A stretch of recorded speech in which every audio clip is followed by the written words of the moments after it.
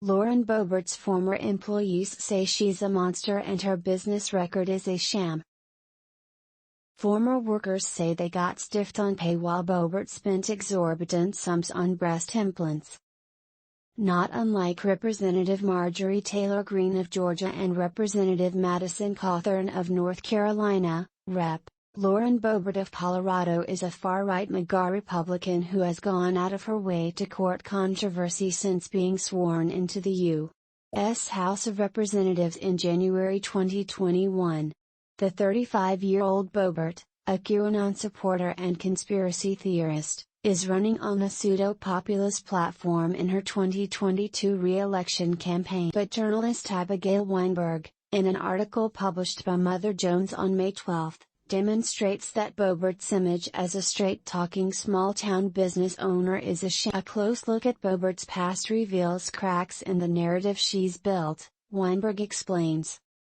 And for several people who worked at her restaurant and know her personally, Boebert's American dream has been more like a nightmare. Boebert owns Shooter's Grill, a restaurant in Rifle, Colorado. Former Shooter's employees tell me that, in the early years of Boebert's fame, people visited the restaurant from across the country, and that the dining room was often packed with tourists on summer days, but they also say that the reality of working at Shooter's was far removed from the light-hearted atmosphere shown on TV.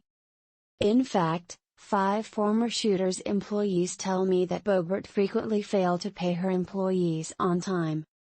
2 of the former workers wished to remain anonymous because they feared retaliation, another did not want to be named and publicly associated with Boebert. A big part of Boebert's hyper-MAGA narrative is that she had a tough working-class upbringing and that Democratic policies did nothing to help someone like her. But according to Weinberg's sources, the Shooter's owner has a history of not treating her employees well. A former Shooter's waitress told Weinberg, "The second the restaurant blew up, her head blew up, and it became something entirely different, and I got to meet a new version of her that is a monster." Weinberg reports, multiple employees say that they were paid in cash, either out of the register or from Boebert's husband's wallet, without any taxes deducted. While many workers were struggling to make ends meet, they say Boebert spent exorbitant sums on breast implants, private schooling for her sons, and a new Cadillac Esque. They describe her as alternately absent, showing up only when news crews were at the restaurant, or demanding. Another former Shooter's employee told Weinberg, if she would come into the restaurant, everyone just knew we were just gonna have a bad day, because she would just walk around and nitpick.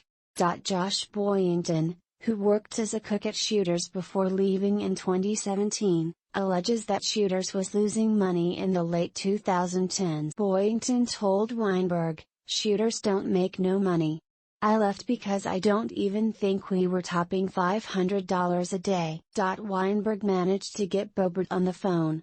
But when the far-right MAGA congresswoman found out that Weinberg writes for Mother Jones, she hung up on her. But Boyington was glad to talk to Weinberg, saying that while he agrees with many of Boebert's right-wing views, he has issues with her as a person. Boyington told Weinberg, "She's an easy person to love if you don't know her. It's just, once you get to know her, you just don't love her."